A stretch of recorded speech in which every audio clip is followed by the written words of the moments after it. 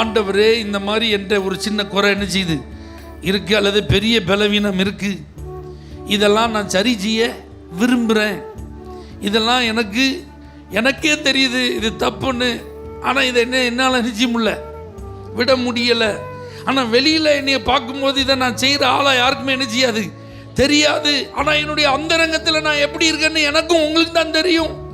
ஆகவே ஆண்டவரே என்னை பரிசுத்தமாக்கும், என்னை சுத்திகரியும், இந்த பலவீனத்திலிருந்து என்னை விடுதலையாக்கும் அப்படின்னு சொல்லி நீங்கள் உங்களை ஆண்டவர் சமூகத்தில் ஆராய்வதற்கு தனி ஜெபம் ரொம்ப முக்கியம். தாவீது 51ஆம் சங்கீதத்தை எல்லாரையும் கூப்பிட்டு வச்சு ஜெபம் பண்ணலை, அவன் அவன் பாட்டாத எழுதலை. அவன் தனியாக ஆண்டவர் சமூகத்தில் போய் விழுந்து நான் பாவம் செஞ்சேன்னு ஒத்துக்கிட்டான். அல்லேலூயா. ஆண்டவர் சமூகத்தில் தன்னை அர்ப்பணித்தான். ஆண்டவரோடு கூட தன்னுடைய இருதயத்தை என்ன செஞ்சான், ஊற்றி, ஆண்டவரே இது என்னுடைய குறைவு, இது என்னுடைய பாவம், இது என்னுடைய மீறுதல், இது நான் செஞ்ச அக்கிரமம் அப்படின்னு சொல்லி தன்னை என்ன செஞ்சான், அர்ப்பணித்தான். அதனால தான் பரிசுத்த ஆவியானவரை பார்த்து அவன் சொல்கிறான், வேதனை உண்டாக்கும் வழி என்னிடத்தில் உண்டோ அப்படின்னு பாருங்க, பார்த்து என்னைய நித்திய வழியில் நினைச்சிங்க.